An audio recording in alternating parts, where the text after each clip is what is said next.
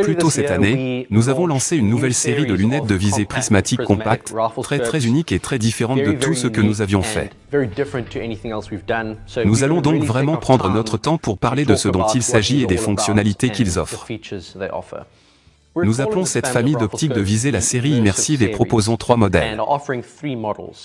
Un 5x30 avec un relief oculaire standard de 85 mm et 2 modèles à dégagement oculaire court conçus spécifiquement pour les airs comprimés et percussions annulaires.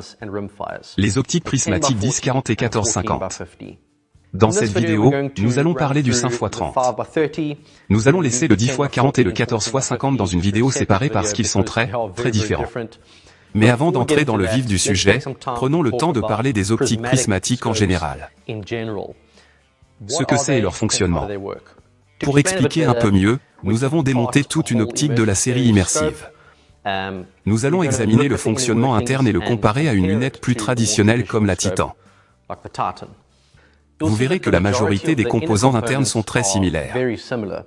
Nous avons un assemblage d'objectifs, un système de parallaxe qui se déplace d'avant en arrière pour focaliser la lumière sur le premier plan focal. Nous avons des assemblages de tourelles, l'éclairage, réticules et oculaires.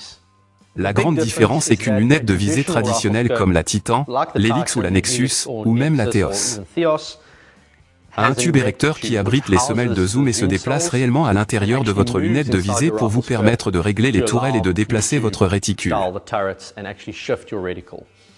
À l'arrière du tube érecteur, un cardan qui le maintient en place, lui permet de pivoter dans toutes les directions.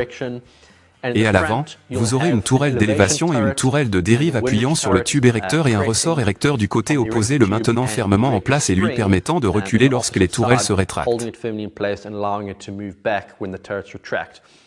Et tout bouge quand vous réglez. Une lunette prismatique n'a pas de tube érecteur.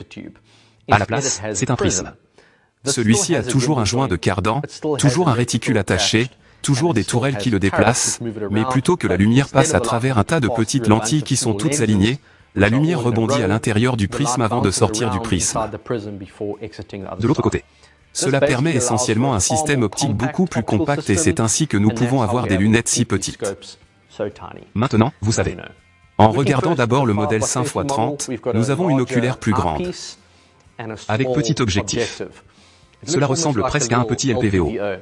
Et vous l'utiliseriez à des fins similaires à celles pour lesquelles vous pourriez utiliser un LPVO, mais avec quelques différences. Il s'agit d'une lunette de visée à grossissement fixe avec un champ de vision très respectable. 33 pieds à 100 yards pour être exact. Comparez cela à une lunette de visée plus traditionnelle comme la Titan qui, au même grossissement, a un champ de vision de 24 pieds à 100 yards. C'est une augmentation de 37,5% pour ce petit gars. C'est assez important. En partant de l'oculaire, nous avons les tourelles, nous avons le parallaxe, et nous avons l'éclairage par bouton poussoir.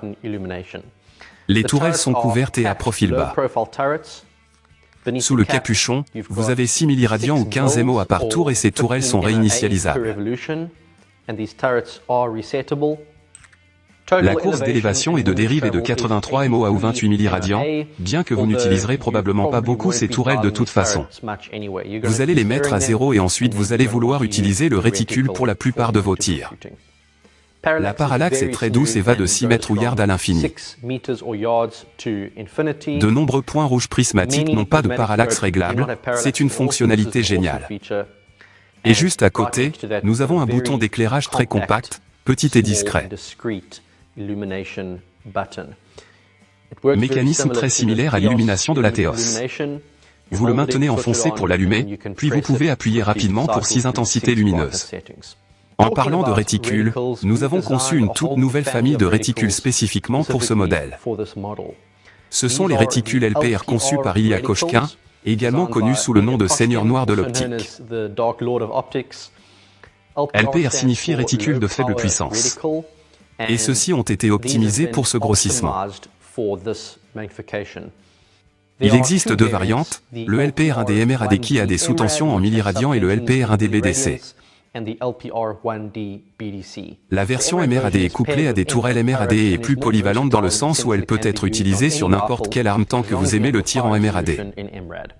J'utilise ce réticule énormément et il est devenu rapidement l'un de mes préférés de tous les temps. La variante BDC est jumelée à des tourelles en MRAD avec des points spécialement configurés pour 5,56 autant ou 223 Remington jusqu'à 600 yards avec une échelle allant au-dessous et des points extérieurs en MRAD.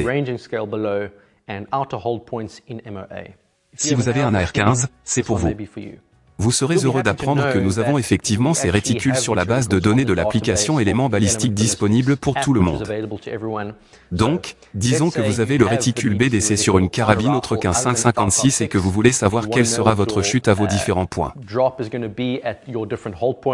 Vous pouvez simplement créer un profil balistique, brancher vos données sur l'application et vous pouvez voir sur une image de l'application exactement à quelle distance chacun de ces points coïncide. L'optique est livrée avec un support monobloc réglable en inclinaison de 0 à 80 MOA. Évidemment, c'est plus que ce dont vous aurez besoin, en particulier pour cette lunette où vous n'allez pas faire de tir à très longue distance, mais il est là si vous le voulez. Le support dispose également d'un petit rail d'accessoires. Et vous pouvez l'adapter n'importe où le long de l'anneau.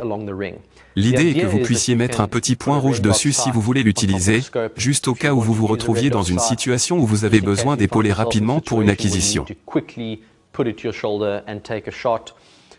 Évidemment, si vous voulez le déplacer à 45 degrés ou 90 degrés sur le côté, c'est aussi possible.